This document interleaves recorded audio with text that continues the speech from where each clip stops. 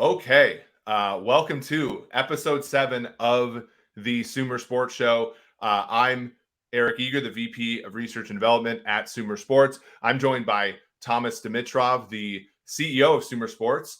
Thomas, we're 10 weeks in, or now we're in week 11. We're 10 weeks in to our first season as SumerSports, and obviously the 2022 NFL season. Thomas, what are your takeaways so far? Oh man, look, I just got back from Palm Beach. That's where our head office is. With Paul Tudor Jones and Jack Jones, the co-founders. They're just so passionate about it. So every time I leave there, and you know that because we're on a ton of meetings together, whether we're virtual or not, and we're talking about everything under the sun as far as analytics, as far as making the football world better and revolutionizing. And look, prior to joining this group and being around all of you big brains, I would have probably thought, how are you really going to revolutionize? And I realize everything that we're talking about is leading in the direction of the evolution of the league and where we're going with analytics. And man, every time I get off a Zoom call, or a Teams call with everyone, it just has me back on my heels a little bit, thinking about the direction and what's going to be available to the up and coming general managers in this league in the next 3 to 5 years is going to be amazing.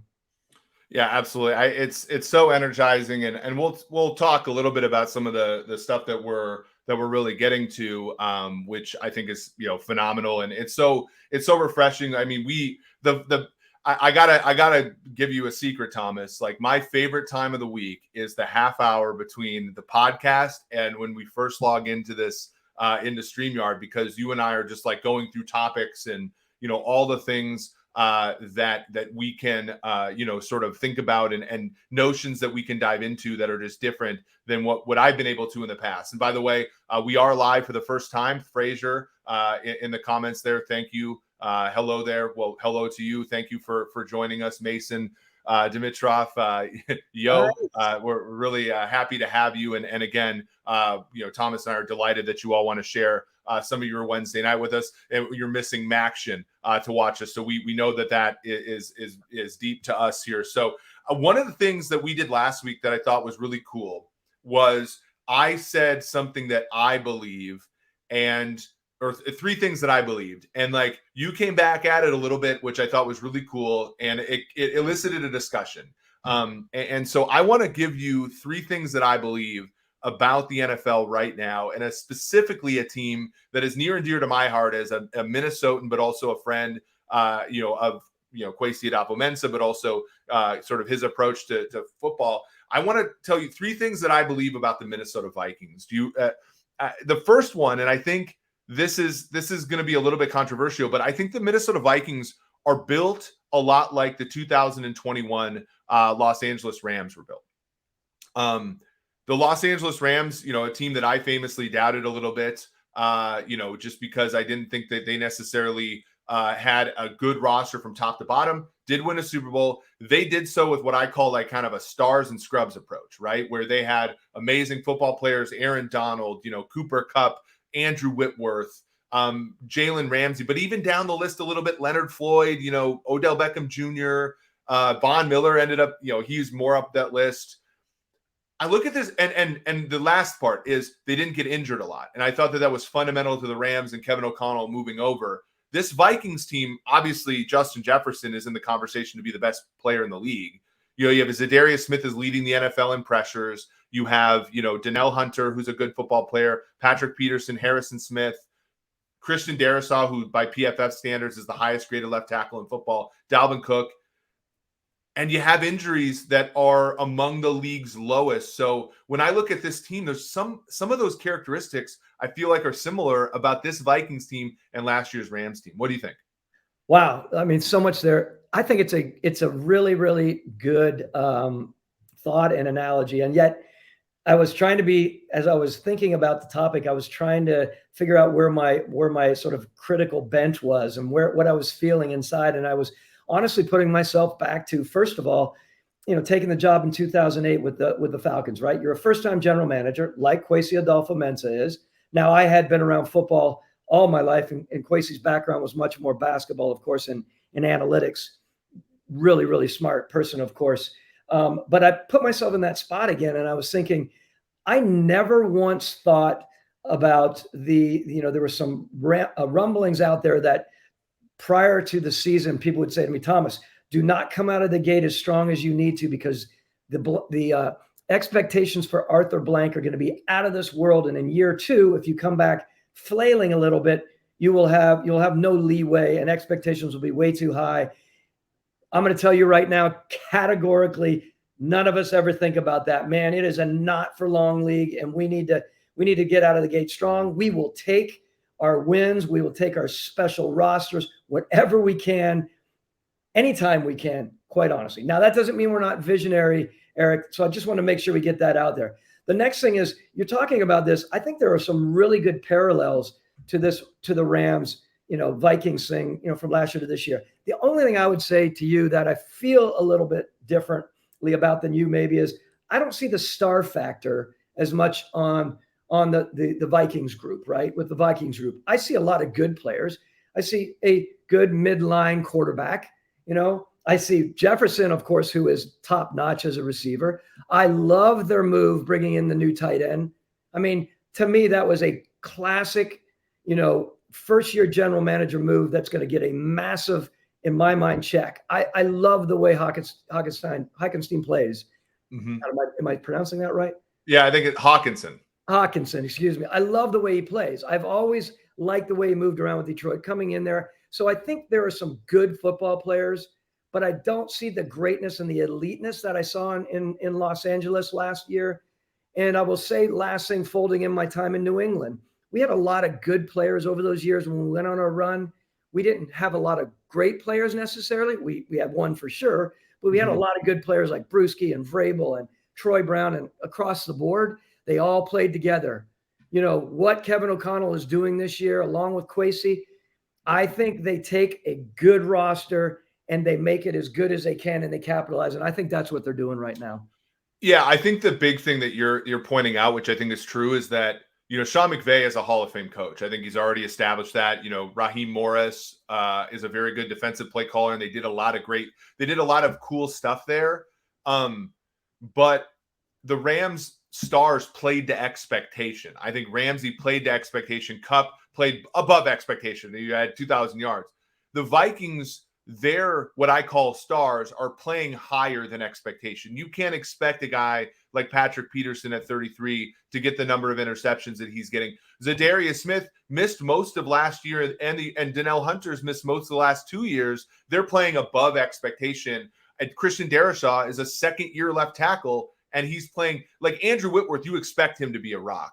Christian Darrisaw, you're doing better than expectation with him being amazing at left tackle. So I think to your point, it is more Patriots-like in that head coach, that coordinator, they're getting a fair amount out of this team, more than you would expect, right? And that was characteristic of those first 3 Super Bowls where, Troy Brown was playing nickel corner for you guys, right? And and Mike Vrabel was, getting, double-digit sacks, and you had guys like, Wilfork and Warren and guys like that who were just playing above their skis. And that, of course, drove you guys to Super Bowl. So I do like that. Here's the other part. And I think this will get back to the thing that you just pointed out, which is the other part of this evaluation for me is the position the Vikings are in the future. Because, and I think Kwesi will tell you this, like, they had some work to do when he took over. Spielman, made a great draft pick in Darrisaw. He had made a bunch of good moves, but the salary cap for them wasn't in a great spot. So he had to kind of smooth things out.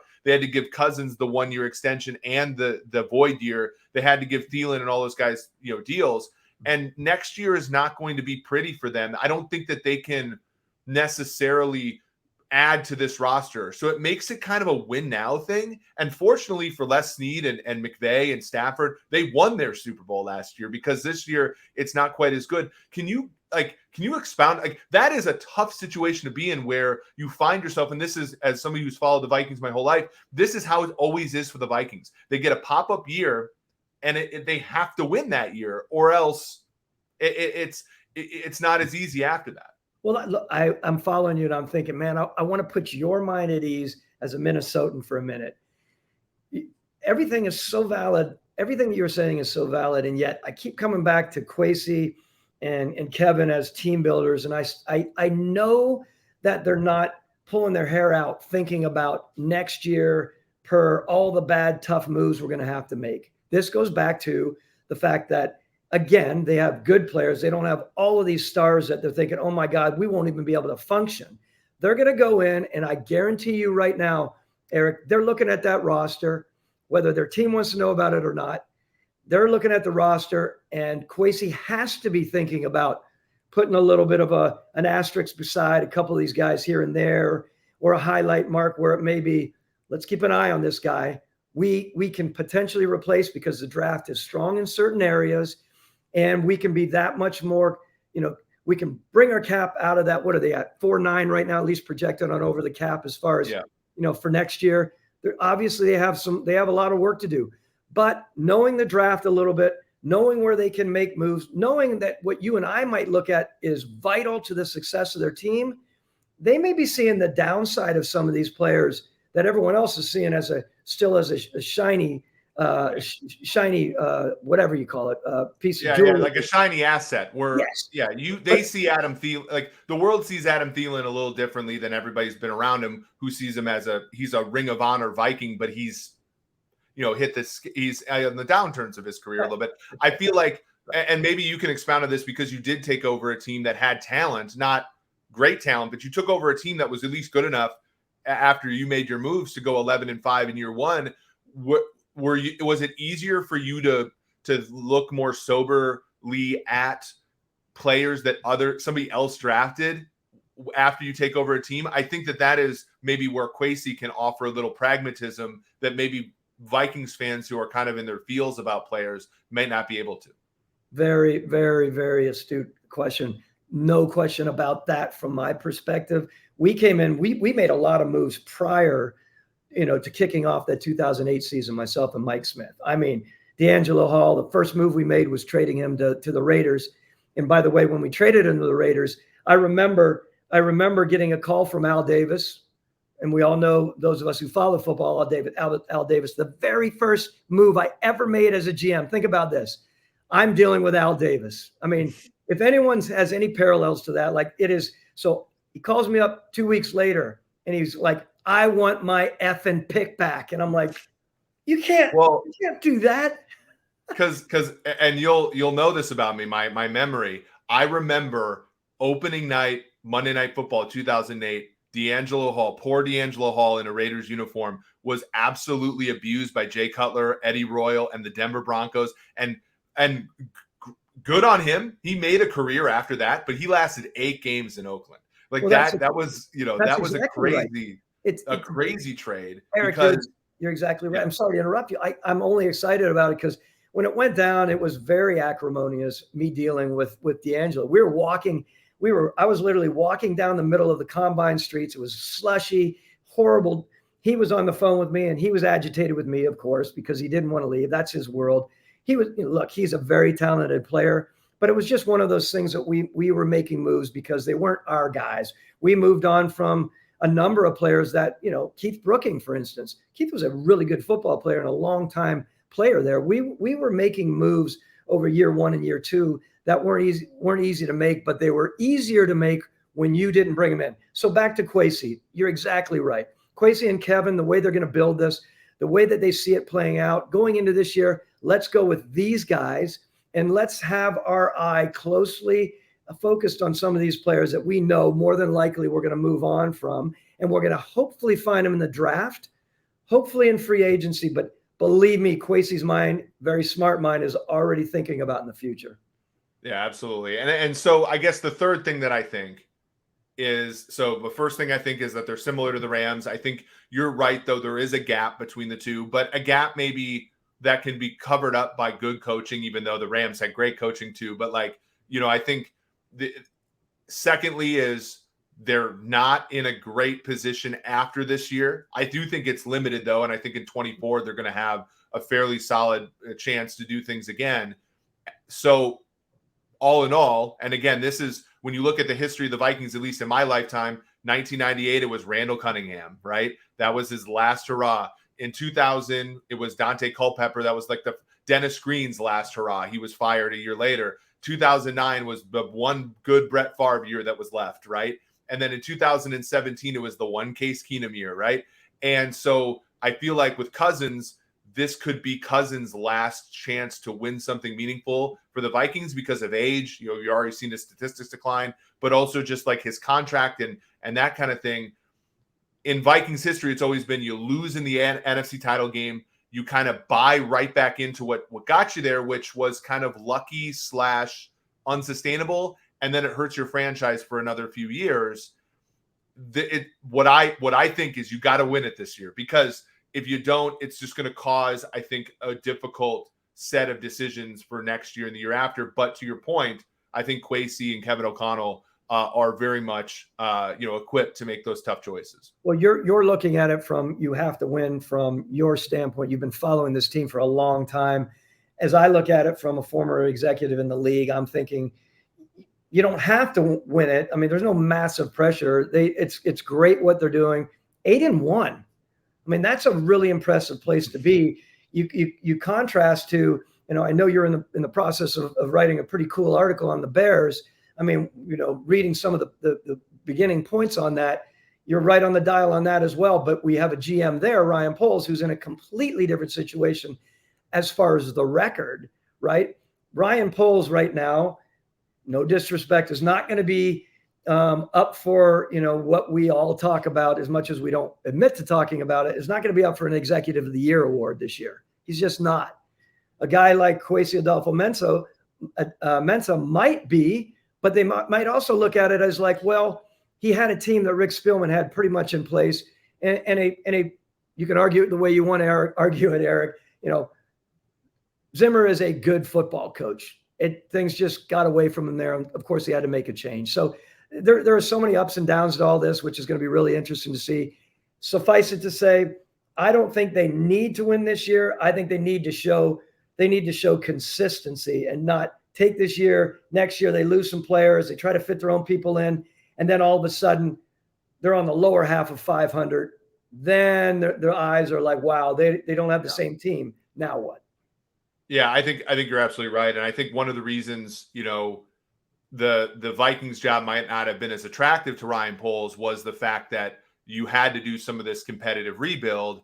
And what I think the intellectual challenge was for Adolfo-Mensah was having to do that, because I think in some ways it's cleaner to just go with a clean slate the way that Poles has. But I also think that I think the challenge is also extremely complicated for the Vikings, and so far they've done a good job. By the way, what I love about going live is we get these comments to the right here. Thomas Frazier Lamont says the 2017 Minnesota Vikings are better than the 2022.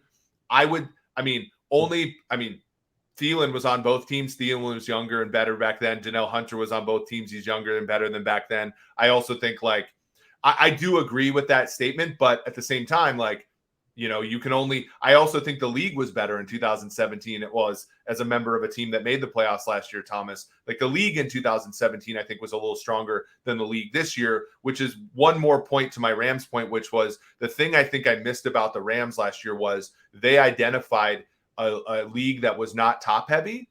And so when they went all in, they were one of the few teams that was able to capitalize on weaker seasons from Kansas City, weaker seasons from the top of the NFC, namely Tampa Bay being injured and so on. Like, they were right there to take advantage of it. The Minnesota Vikings, if you think about it, they faced a backup quarterback or an injured quarterback in more than half their games this year. That there's a little bit of something to that as well. So, anyway, and there's some good questions here, in the chat. We'll certainly get to those at the end. Can I comment on 17 quickly? Your Vikings in 17, because I had this conversation with Howie Roseman, who's a good friend of mine. Because I still think about coming off of 16, getting our asses kicked, historic loss. 17, we're making a run. We're two games into the playoffs, right? Playing Philly. By the way, unfortunately, we do those. We're throwing those fade, but don't even get me started on that. We piss down our leg there and we don't get by. Unfortunately, Philly goes on, of course, and they go up to Minnesota, and Minnesota was just a completely different team, right? Philly goes to the Super Bowl, they win, all things in line, right? You and I know this. It is not, there is luck in the league, meaning the ball has to literally and figuratively bounce your way to be a championship team. Any team we ever won in New England that I was with, we had those fortunate situations. Yep. Along with, if I could bring it all the way around in the end, and again, I apologize for interjecting over you, but the idea of injury, and this is worth a whole other topic, a full show. You keep your players on the field. We'll talk about athletic performance, believe me, another time. But the teams that have a really good grasp on that have a great chance of winning, and at a lot of levels. And I believe that with the Buffalo Bills, man, they have a really, really sound setup, and I believe Philadelphia does right now with their sports performance, which is another topic. Yeah, we have to get your friend Les Snead on so that he can tell us how the Rams have cracked the code over the past 10 years or so, where I believe 8 of those years, the Rams have been in the top 10 in the NFL in terms of injury avoidance. Maybe he'll give us the secrets. Who knows? Probably not. But I will say, back to that 17 Vikings, that 17 Vikings was first in the NFL in DVOA defensively, Football Outsiders metric. They had the same 11 starters on their defense in week 1 as they did in the NFC Championship game. That's how it goes. And you've seen both sides of it, right? You're good. The Falcons teams that went deep in the playoffs, you were healthy. Your teams later on were injured, right? And if you use a first round pick on Keanu Neal and he can't stay healthy, that's how the dice rolls a little bit sometimes. So you're absolutely right. You need luck to win in this league. By the way, Dean and Nick, we will get to your questions at the end. So please hang on with us. We're going to talk. One thing I wanted to talk about, and we brought this up at the break, because I really want to talk about this idea of, trying to measure player performance as robustly as possible. So Patrick Peterson was one guy that came up, and I don't have the PFF grades in front of me, but like Patrick Peterson has graded really well by PFF this year, better than Jalen Ramsey. And that was sort of like the sort of crossover where you're like, well, I think the stars for the Rams are a little better than the stars for the Vikings. And I think everybody would say, even if you took age out of it, people would still trade more for Jalen Ramsey than they would trade for Patrick Peterson. And so the question is like, what is PFF missing? And as somebody who worked there, now I don't grade the players, but I do, obviously build the models, and my job was to get it right, whether that be betting or fantasy or whatever. I think it's instructive to talk about kind of what you have to do as an analyst or as an evaluator to get the best projection possible. And I'm going to talk about it from an analytics standpoint. I know, though, from a scouting standpoint, like, you have a number of tools in the tool set where you're looking at, okay, I can look at his character, I can look at his burst, I can look at, talking to his coaches. Like, there are so many ways. And I thought, the interesting part when I was at Pro Football Focus was, we had one product, which was the grades and the data. And ultimately, there was a conflict at times between selling that product, and because that product is what it was going to be and it was designed the way it was supposed to be, and getting the right answer about players. And I think that at some positions, it's instructive to sort of think about, what kind of different data sources you need to get your hands on to get the best eval on a player. Oh, let me start by saying, I mean, there were many times we had so much data available to us. I was thinking the last 2 or 3 years, right? What is now in front of most general managers and head coaches is unbelievable, comparatively speaking, to even the middle of the 215 or 212 or whenever it was. It's amazing. Back to the evolution of the league. I would say, just from my perspective as a former team builder, I want as much information in front of me as possible. I have my go-tos, Eric, right? Of course I have my go-tos by position. There are certain things that I will be very honed in on, and other things I might cash or push aside or cash out on. Can I just add this little funny tidbit, though? I think it's Sure. interesting, because we had talked forever about this, and continue to ask me the questions about it. PFF is interesting that way, and as successful as you guys were, when PFF rated a team builder or a GM's team a certain way and it worked in their favor, they're all raising the roof, man.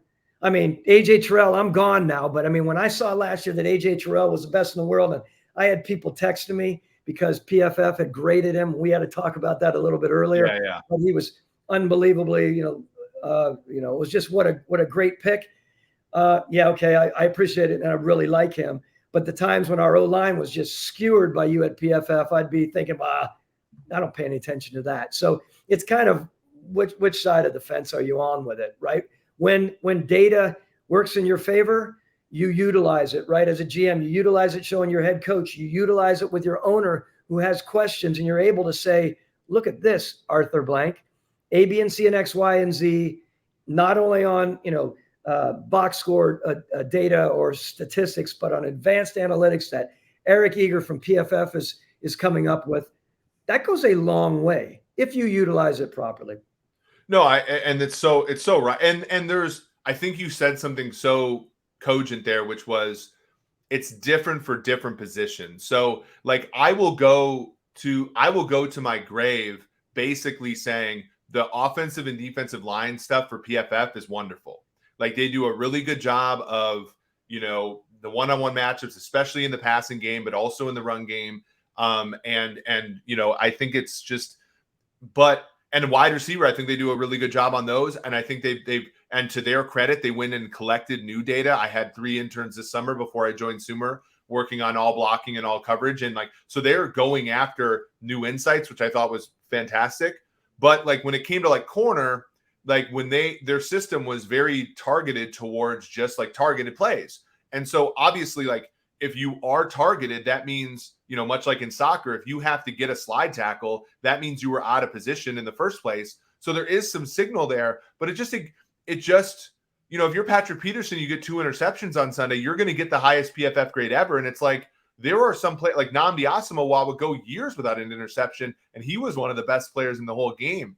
And so one of the things that I wanted to look at when I was there, and we'll continue it here, is I looked at scouts' notes, right? Like I literally went through, and it's Dane Brugler from The Athletic, but we had collected a bunch other, and literally doing, text analytics and looking at the words inside of scouts' notes and trying to uncover different, similarities and differences between what people were writing for different players. So when Justin Fields came along, and Justin Fields is, the topic, I think we're going to have one of our first articles on SumerSports out. Like Justin Fields was one of the most accurate quarterbacks in the history of PFF college data. But what I was seeing in the betting markets and what I was seeing when I would talk to people within the league was like, I had a friend who had a 3rd round grade on him. And that's okay, by the way. I that's okay. Like the evaluations are what they are.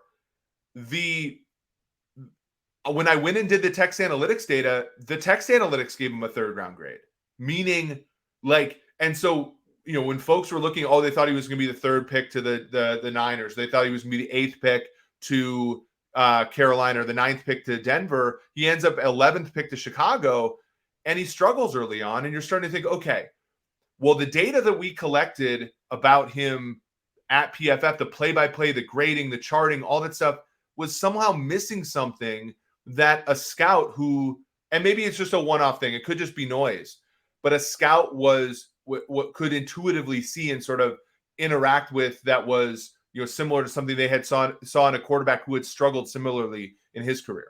Well, look, I mean, we would look at all of our players, especially quarterbacks, right, Eric? And you know this, but for the listeners, there were so many levels to how we were evaluating. Of course, we take all of the information that you're talking about, all of our scouts' grades, our personnel directors' grades, our assistant GMs, our coaching grades, right? Once the coaches, by the way, finished their season, they jumped right into free agency and grading the players in the draft, the upcoming draft that were in their position group. So there was a lot of information coming in.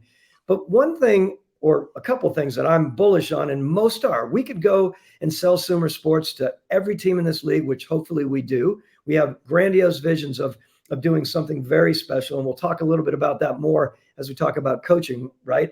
But one of the things that we always say, at least in football and as team builders, you say, yeah, but what about the character? Yeah, but what about the psych ed side, evaluation side of all this? Where are we going with the true intelligence of this player, et cetera, et cetera? The things that were really, at least in our mind, tough to evaluate. I would ask you, as a data scientist and a PhD in mathematics, like, how do you account for that when an executive is going to come to you, a buddy that you have, or someone that respects you, Kwesi respects you, and he's going to ask you, yeah, but how do your models account for these special elements? Because quite honestly, when you look at Atlanta Falcons, they pass up an opportunity.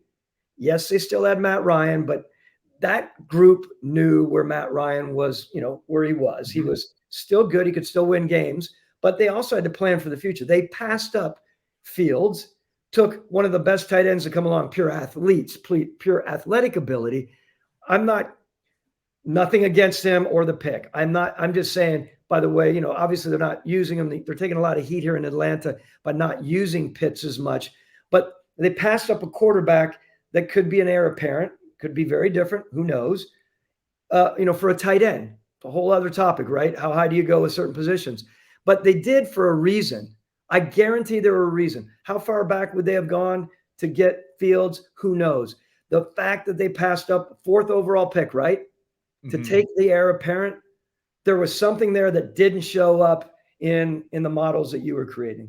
Yeah, and I think part of it. So, like, there's a good question here from Ashley is in the chat too of like, well, how do you know which stats to look at? And I think like the big thing is you have to collect a big set of data and be able to see what's predictive. And there are certain parts of the data sets that simply like. So, for example, for quarterback play, like how good a quarterback is when he's under pressure is not as predictive as how good he is when he's clean. So, like. I watched that title game where Justin Fields stood in there with broken ribs against Clemson and hits Chris Olave on the post. And I'm like, that's an amazing football play.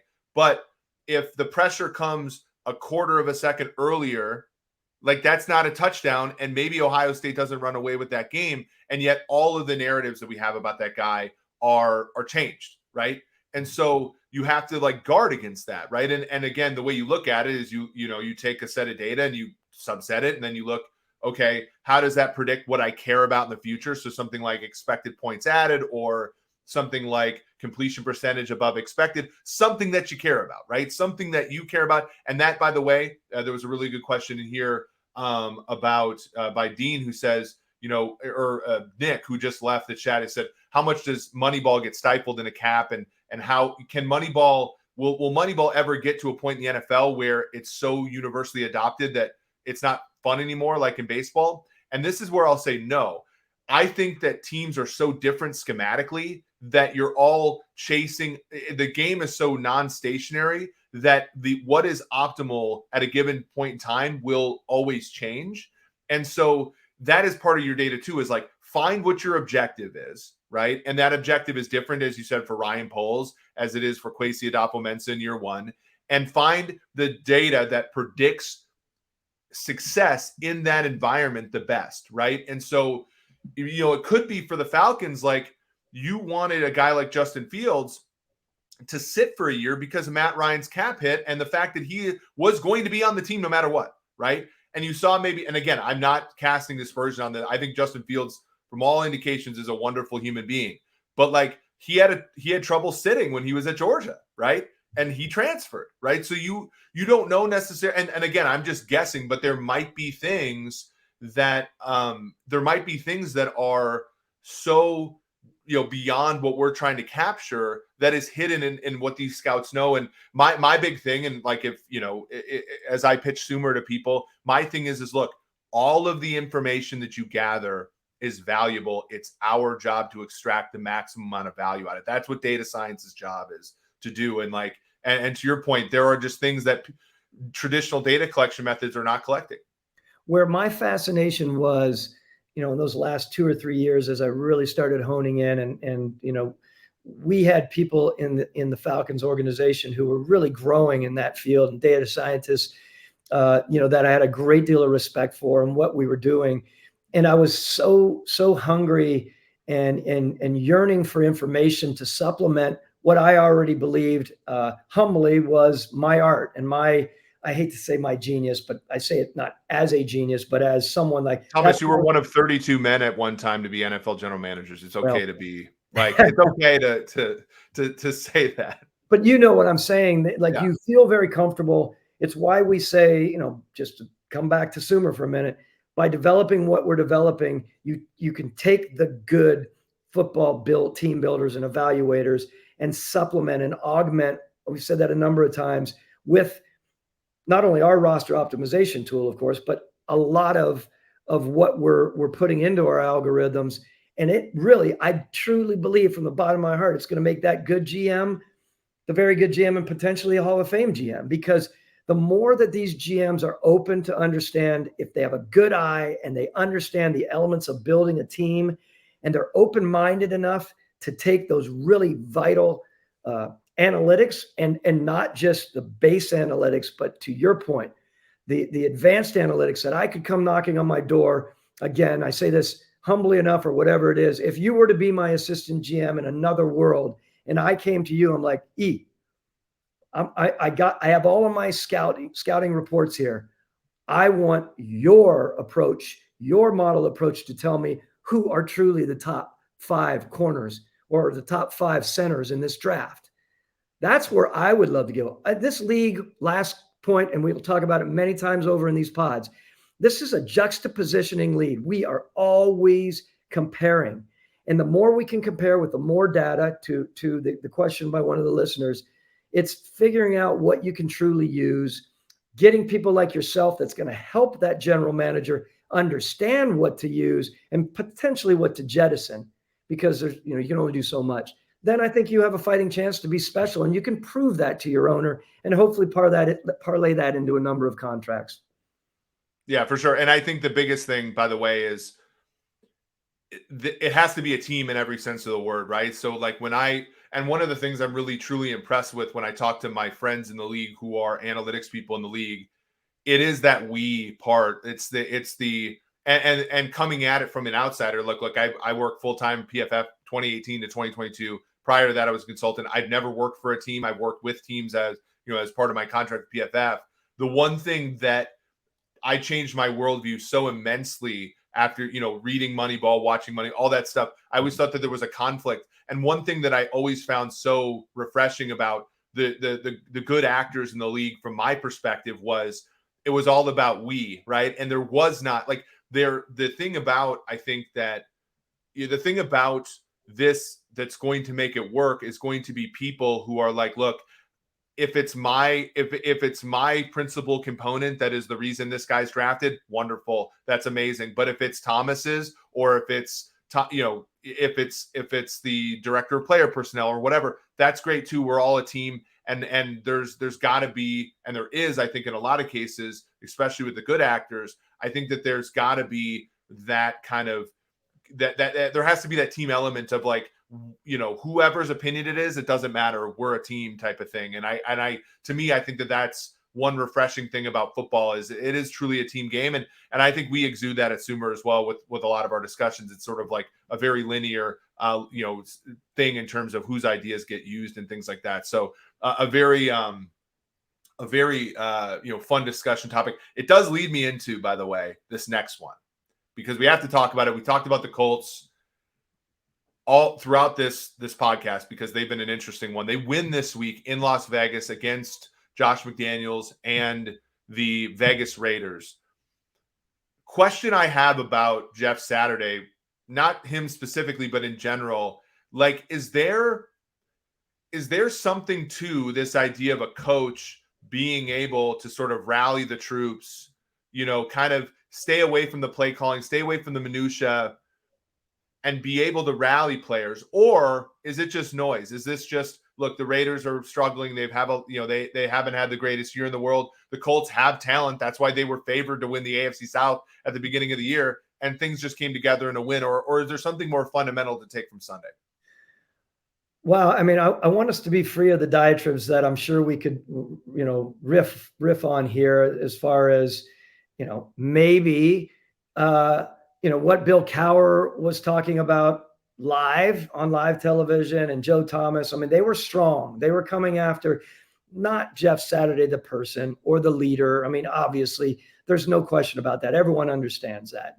It's something that, ownership decided to take on, as you can imagine.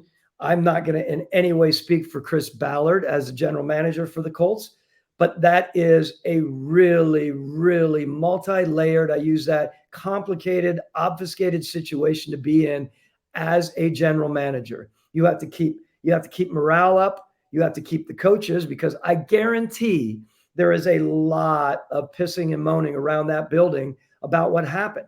I mean, any of the people out there that are defending the Jeff Saturday move, Jeff is a good guy. We all, I mean, everyone's cheering for Jeff as a person. Everyone's always liked Jeff. But as it starts really narrowing down to the profession and Bill Cowher's passionate approach to that, I get that, right? I grew up a coach's son, right? All my life, my dad was a coach until he got into scouting. They put outrageous amounts of work into it. Not saying that Jeff Saturday wouldn't. Jeff Saturday would, if possible, you know, if he ever had the opportunity to. Right now, the most important thing for that organization is to accept who's at the helm right now. He, quite honestly, accept who's there. All those really smart football men in there, whether they were going to get head jobs or not. I'm talking about John Fox and Gus Bradley.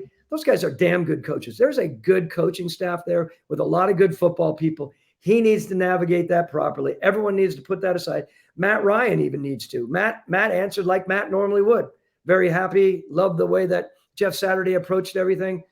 But man, it is a hot topic when you get off the mic sometimes. I've had calls from all over, and there are some pissed off personnel people. There are pissed off coaches, former coaches. And you know, one of the reasons why there's reasons why, because it is almost heresy, of course, as Bill Cowher had talked about. But there's another side of the fear. What if owners look at this and start saying, maybe I don't need to go the traditional way, and I can get a former player who everyone respects, who turns it over to the coordinators and the position coaches, or even on the other side, the general managers who are worried about it. What if I start filling, they start filling those GM roles with more John Lynch's, more John Elway's, and they may not be. I mean, Mike Mayock, who is a very good evaluator, but somebody who didn't have the experience. I mean, that's right. I think there's a really good question by Jordan Gibson in the chat that says, would you say, generally speaking, that most teams and coaches are open to accepting analytics, or there's some pushback? I think a lot of the pushback to analytics is a very similar thing where you have guys like me who I was a college math professor. I mean, I love football, and I think hopefully you guys, I love football. I know football, but I'm a math professor, and I haven't, I haven't ground. I wasn't making $15,000 a year for an NFL team 25 years ago. There's a succession plan here. There's a process, right? And there are people you get in and you work tirelessly for decades to get your chance. And a lot of people who have followed that path and have worked their asses off diligently and have done all the right things, when somebody jumps the line, I think people get angry. And I think that's a natural thing for people to get angry. And I think, and if you come at it, I think people are always a little worried where if somebody comes at it and doesn't come from the inside, there's a little bit of consternation and a little bit of pushback, right? Oh yeah, there is. And I would say in the end, again, respectfully to the people and the men who own our league and run our league, I'm talking at the very top. I'm talking about the owners. There is a responsibility for them to make sure they are delivering the message in the right way, i.e., after a hire like this, be able to come to the presser prepared enough to deliver succinctly, in my opinion. But I'm not Jim Irsay. I get it, but there's a responsibility to set the tone for the organization. Your general manager, for sure, having understanding being a general manager. I could say that too across the board. I mean, whenever there's a hot seat situation, I really believe it's the responsibility, respectfully, of the main man in charge, the owner, to assuage the concerns in an appropriate way so that the building is not a topsy-turvy cluster F, right? Mm-hmm. Because in time, it'll all play out. But that is their responsibility. Some may say, I don't really give a crap about that. I'm saying some owners I'll do it the way I want to do it. And you're right. It is their train set. We say that time and again. But if you're looking to keep your organization running in the right direction, there needs to me, there needs to be a really strong, compartmentalized, just well thought out approach when you're making, especially sort of off the beaten path moves like this. I think it's vital. Well, and that's why I think the answer to, are there going to be more Jeff Saturdays, I think, and again, this is where Jeff Saturday has to prove everybody wrong, because I think there are guys like Mike Tomlin, for example, who he played at William and Mary with Darren Sharper, his free safety that he coached in Minnesota when he was a 30-year-old defensive coordinator. And then he's the head coach of the Pittsburgh Steelers a year later, right? Like, he jumped the line a little bit. Now, he played football. But he can coach and he can manage a team, and he can, and, I think obviously the reason you were a successful GM was because you watched how it was done in a few different organizations, and you picked and choose between how you were going to run your team and how you were going to manage people and like all that stuff. And, at first, everybody likes the substitute teacher, right? Everybody likes the whole stay out of my way and all this kind of stuff. And you have a guy like Gus Bradley, who was a head coach and has been a good coordinator in this league. And you have, folks who are, on different spectrums of it. But like, you also have the 93 Oilers, where Jack Pardee was like a really nice guy that everybody liked. And he got run over by Buddy Ryan, the late, great Buddy Ryan, and Kevin Gilbride, who had a fist fight on the sideline, and Jack Pardee was a good coach. I mean, he was the one that had the 32-point lead against Buffalo. But there's a part of management that has to, and I think that if a coach is going to go through and be that person that goes through the unconventional means of getting that job, he or she has to be able to manage a NFL team. And that, to me, is a non-trivial skill set. And that is one that will be revealed if it's not there. That's a great point. The idea in our league, NFL, and it's not just Belichickian, right? The distraction averse side of most team builders, I'm talking about general managers and head coaches, is I pray to God going into any season as a team builder that there's not a cluster going on here, right? I ask everyone to truly put Chris Ballard's hat on for a minute, because it has so much nuance to it, right? Not only is Chris Ballard dealing with the media perception, right? He has to be on board with it, at least publicly, yep. Right? But think about the pressure that's on your general manager, who is supposed to be running your team. Yes, he's supposed to be able to take the kicks in the knees and deal with it. And he is a resilient person, along with the fact that I think he's a very good football person. We've talked about that. That's not what it's about here.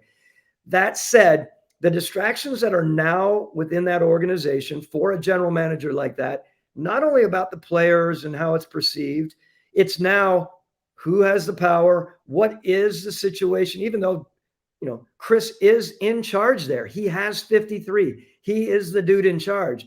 I've been around that. When there's a change, there's a lot of discussion and a lot of mixed messaging, not only amongst your players, amongst the management levels. God, I really like T, but Dan Quinn's coming in. Who are we siding with? It creates a really interesting level of managing that. Now think about that mid-season. Dan and I did that whole switch when Mike Smith got let go. We had the off season to work on it.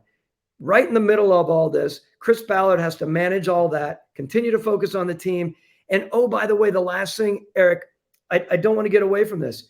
He has a really tough job with all of those coaches on his staff, where there's the discussion that there may be mutiny in the ranks, and he has to manage that while still ostensibly supporting Jeff Saturday.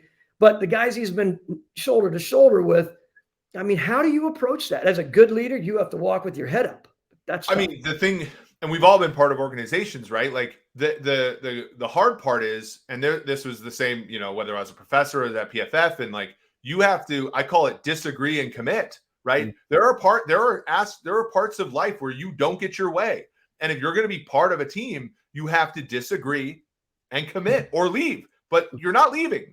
We talked about this last week, like general manager, like guys get one or two jobs, head coach, those guys get multiple jobs, right? You're more of a, you're kind of on ownership level if you're a GM versus like on the head coach, they're kind of more the employee. And like, so there's and the disagree and commit is not as easy as people believe, right? Like the thing that I've, I one of the first things I ever did with PFF was I helped a team with a report. And at the end, the guy was like, hey, I really like your podcast. I said, really? Because all I do is I say some things about your team sometimes. Like, look, he's like, not everybody in this building agrees with everything we're doing. And so, and that's a tough thing, right? Because you get in a realm of you want to root for your prediction, which is like, this isn't going to work. But you want to be a part of a team where the thing that you didn't agree with works. And that's a really hard thing. And it takes a lot of, and it's why I have immense respect for people that work. Like I have immense respect for what's going on in the people left in Indianapolis, because there's probably people who don't agree with what they're doing, but they still want to win. And that's a tough place to put your headspace in. As a again, mathematician by trade, data scientist with football understanding and playability. I don't care whether it was, Division III, it doesn't matter. You understand football, you played football as well. When you start thinking about this Jeff Saturday situation, and then you step back and you project, you take SumerSports and all we're doing with our algorithms, which can apply to coaching as well, right? We talked about that extensively. This isn't just coming up in this pod, of course.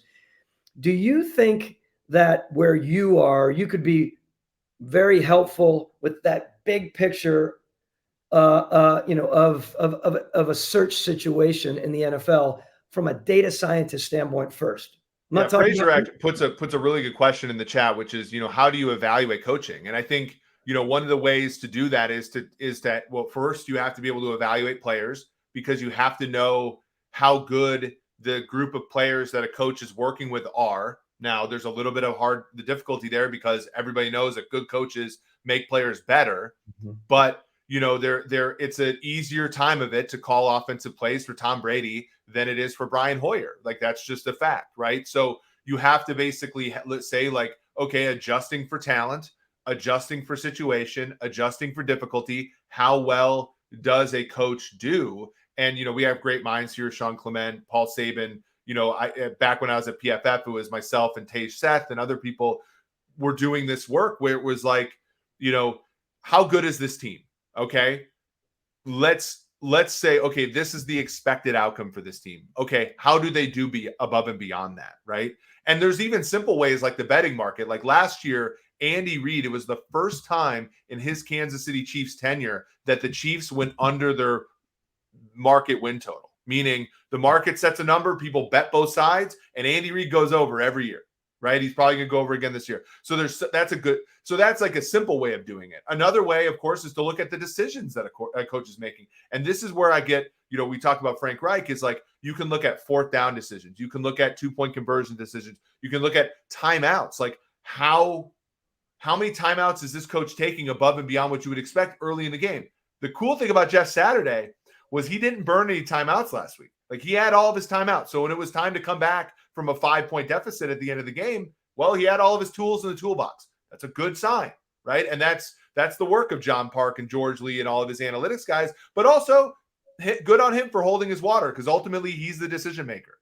And so, when I look at like, that's another way to evaluate coaching, where you're looking at, like, for example, the last, Frank Reich during his time with the Colts added 1.17 wins above the average coach just by those things: fourth down decisions, 2-point conversion, and that's something where you're a general manager and the owner comes to you and says, hey, Thomas, we're 3-5 this year. And you can look and say, yeah, but we're doing all the right things. It's just a couple bad bounces. Like, there are tools now that you have to be able to say, hey, we're on the right track, keep going, right?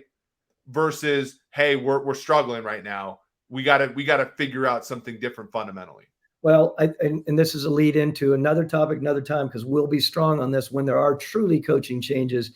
But I am bullish on getting to a spot where these teams, when they're in the middle of their new their coaching search, there's other layers for our listeners to understand. Is, yes, it's about the head coach and how you pick that head coach.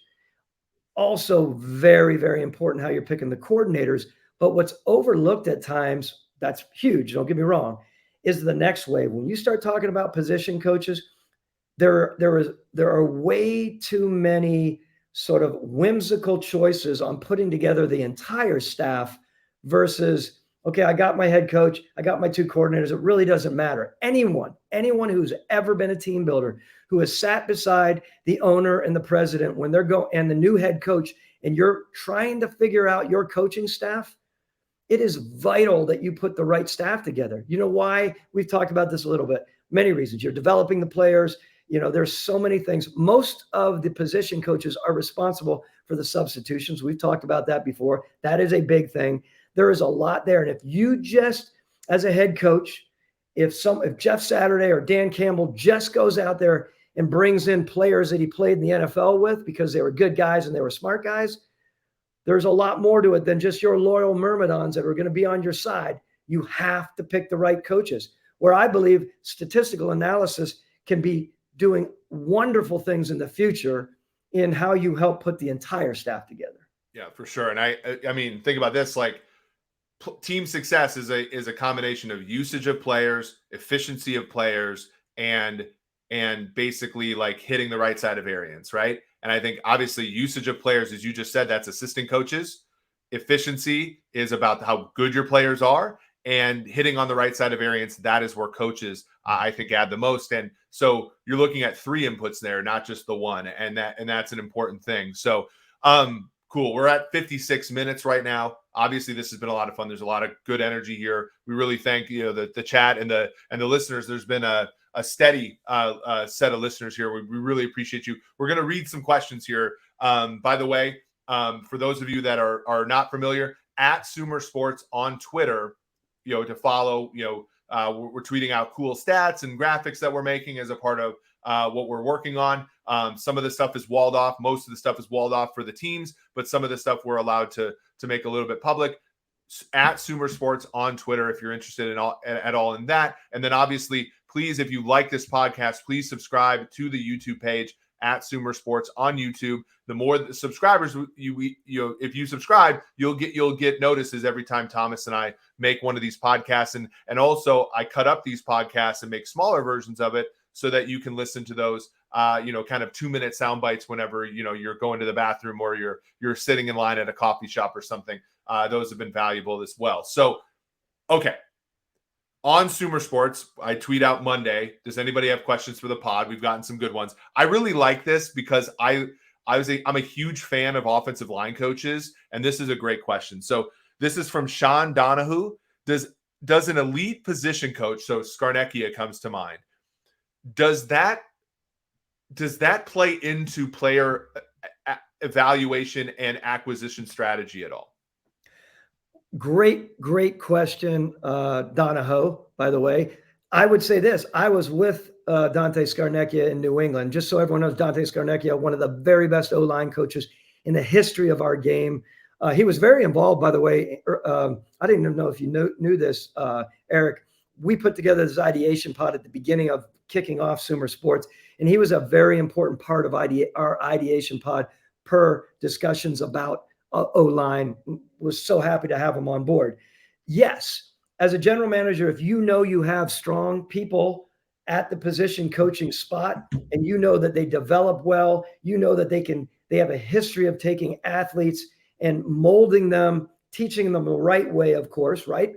We evaluate, by the way, all of those coaches, just like we would players. We would have our own metric tree for the coaches. It might be 15 metrics within that grading. And a guy like Dante Scarnecchia, he was off the charts on every level, whether it was leadership, whether it was scheme, whether it was technique, whether it was development, whether it was articulation of whatever, whether it was grading. Very, very important. So yes, very important. You, on the flip side, can have someone on your staff that is not big on developing youthful talent.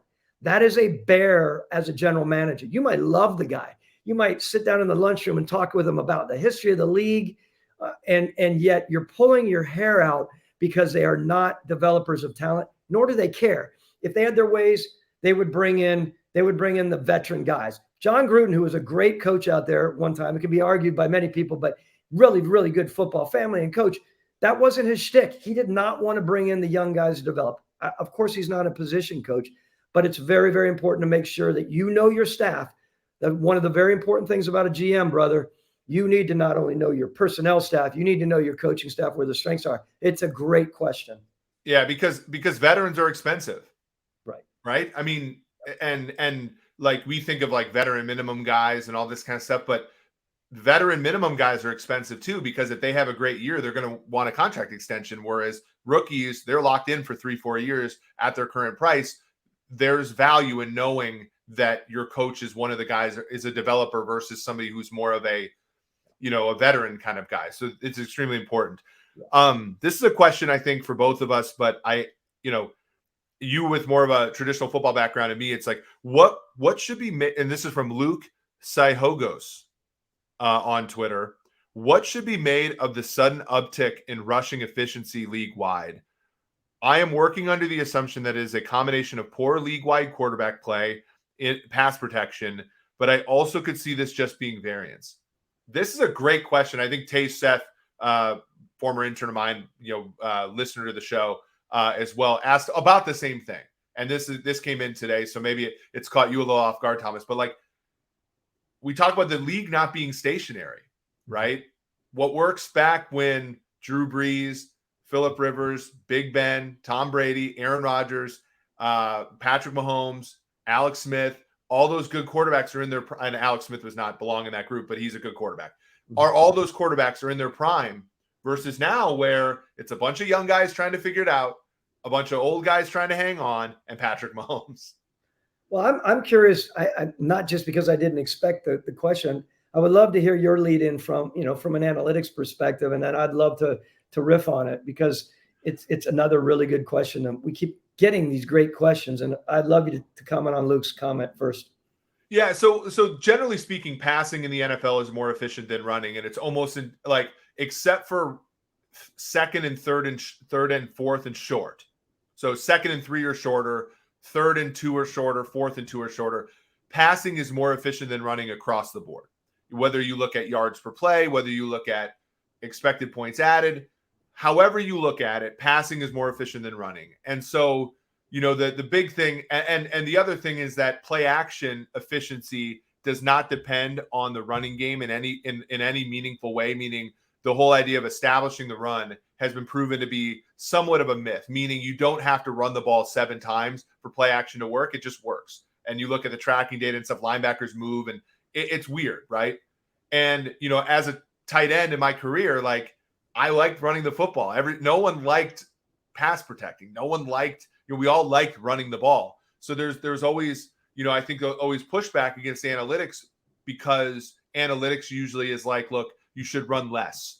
Mm-hmm. Now, running this season hasn't been more efficient than passing, but it's been more efficient than it usually is. And I think part of that reason is because teams on defense, and you look at the Fangio tree, so you look at Staley, Staley's assistant Raheem Morris, Joe Barry in Green Bay, they're playing a lot more too high, which means a lot more of pressure on interior defensive linemen and linebackers to make stops themselves, as opposed to like the safety coming into the box. You're Rodney Harrison when you were in New England type of thing. Like, those guys are playing deeper. And so there has been an uptick in efficiency running the football this year. The question is that fundamental? Is that a real change in the league, a really response to what we're seeing? Or is that just like a one-year blip on the radar screen? One of the things I was thinking about, we went up and down, of course, as building the Atlanta Falcons over all those years. I mean, starting with Matt Ryan back in 2008, bringing in Tony Gonzalez, bringing in Julio Jones, continuing to bring in Calvin Ridley and other, we continued to grow more and more on the athleticism side and the let's go deep, let's rip it off the top so we can do things underneath. We never, 16, we Devontae Freeman, I mean, we did some good things. We were never known, but for those early years with Michael Turner, we were, right? Michael Turner rocked it for us for 4 years in those first few years. And we had a tone about us and a toughness about us under Mike Smith that was set because of the running element. Believe me, I love running. I wish that we were a better running team. I may still be there if we were a better running team towards the back end of the years. And I look at what Arthur Smith is doing with the Falcons right now and his O-line coach and how they're getting by with players that are solid players, but they're journeyman running backs, right? They're running their butts off and they're setting a tone, not only setting the tone from running, but all of a sudden you become looked at as a lot more of a resilient, tough ass team that teams know going into, like, we're going to have our world cut out for us here, versus you unfortunately are perceived as a much more finesse team if you're ripping it off the top with the passing game and putting the run game on the side. We unfortunately were not consistent with our run game over the years. Yeah, and I think it's obviously better to be a good running team than not a good running team. Like, that's clear. I think that the run to me is always something where if you can do it in a way that is unpredictable, it's almost always better than not being able to do it. And I marvel at a team like Tennessee where everybody knows they're going to run the football, and for the most part they can have success. I think for most offenses, you have to be a team for which the run is a surprise. And I think, the hard part is like our football sensibilities from when we're young, the best player on all of our teams is the running back. And then we get to our age and the best player on the team is now the quarterback or wide receiver. And it sort of doesn't jive with our sense of what wins. And so, like, I think that, and like, that's why, by the way, they had the XFL draft today. And I love the USFL and the CFL and the XFL, because there's a little bit more of like the running game matters because the quarterbacks aren't quite as good. And I think, to answer the question broadly, I think this season it's mostly because the quarterback play is down, but it's down in large part because the teams are playing those too high looks. And so that to me is more fundamental. Let's answer one. Frazier, you've been an MVP. You've asked so many questions today. Let's answer one more. I think, are there any coaches in the league that either of you would like to see get head coaching jobs, either first time or second? I've had one that I've watched coach that I always thought got a bad break, and I think he will get a head coach job here soon. And I think he deserves it. And that's Shane Steichen, the offensive coordinator of the Eagles. I thought he did a really good job with Justin Herbert as a rookie, and got fired because they didn't win, right? And Anthony Lynn's staff got fired, and now he's doing a great job with Jalen Hurts. Like, I think he's going to be a person who is a good head coach in the NFL. And I said this on Twitter, like I've said this for like a year, so everybody knows my opinion there. But I think he's very good. So it's interesting being around a lot of staffs, right? There have been some really good football coaches. As a general manager, you're really critical about which one of those guys would take over if the head coach were to have been fired or something health related happened, who would step in. And no disrespect to anyone, it's a really narrow funnel, right? Because you ultimately have to be the one telling the owner, this is the dude to take us to the next level if our guy goes down. That said, I can talk about assistants. I do want to say Raheem Morris, I am fascinated by where he is in the league now. And Raheem, he did what he did in Tampa. He has so much energy and he's a really, really smart guy. I want to see if he has learned everything that I believe he has learned to get another opportunity to be at the helm, because he is a really good football man. He's just got to take everything that he learned and understand that life in the NFL has changed, and it's changing quickly. Yeah, I mean, you hit on my thing, which was Raheem Morris took everything that Brandon Staley did with that defense in 2020 and supercharged it. And I really feel like that Super Bowl that they won against the Bengals was really his day in the sun. Like, I thought he did the disguising coverages, the stunts, all that stuff. And he had good talent there, don't get me wrong. But there's also Darius Williams, a low draft capital guy. There's, he turned John Johnson into a good player. Like, Ernest Jones, the linebacker who no one really cared about, that had a great Super Bowl. And I thought that he did a good job there. So let's get the last one. Benjamin Robinson, who gave us a great question last week. I did prep you for this because this was my old podcast. We had what were called recommendations, where George and I would talk about podcasts we liked or food we liked or whatever. Ben Robinson asked, in all of your travels this year, what's the best meal you've had, Thomas? I'm going to let you take the floor here for a second. Oh, wow. I was in Paris, believe it or not. And I've never, as I mentioned, traveled in the fall. I was on my honeymoon, and we ate at a restaurant right in the middle of Paris, and it was one of those meals that was just the most decadent fish with the most decadent scallop meal. It was really pescatarian friendly, which is how I like to eat. But that said, in the very end, I've moved on from my desserts very quickly. They had this literally, it was a cigar, but it was an ice cream cigar wrapped in some unbelievable pastry. Leave it to the French, right, to make this amazing pastry. Mm. And so it was the best meal I probably ever had this year. Gotcha. Yeah, it's crazy. I've traveled so much this year, and I honestly, it sounds like a cop out, but I'm going to talk about the last place I literally went, which was BYU. My friend Matt Edwards, who runs football for StatsBomb, the grandson of Lavelle Edwards, he gave me 3 recommendations, and they went 3 for 3, including Lavelle Edwards' favorite Mexican restaurant. But I'm going to go with the last one he gave me, which was Communal. The reason I like Communal, and this might offend, people who don't drink or what, people, who go to Utah and don't want to drink, but I wanted to have a drink. So I went to the Communal, and I had steak fry, like I had a steak there that was to die for, but I also had 2 really like amazing drinks. It was also like I was watching that Falcons Panthers game on my phone. It was just, and I was reading a book. It was like super peaceful. And it was just kind of, and I'm an easy guy. Most people know me. I'll eat whatever. But that was one where I was like, oh, this hit the spot. And it was fun because, when I was in Utah, it was hard to find drinks. Right. So then I went there and had one, and it was very good. Great. So, awesome. Well, this was fun. From the bottom of my heart, thank you all for coming and hanging out with us.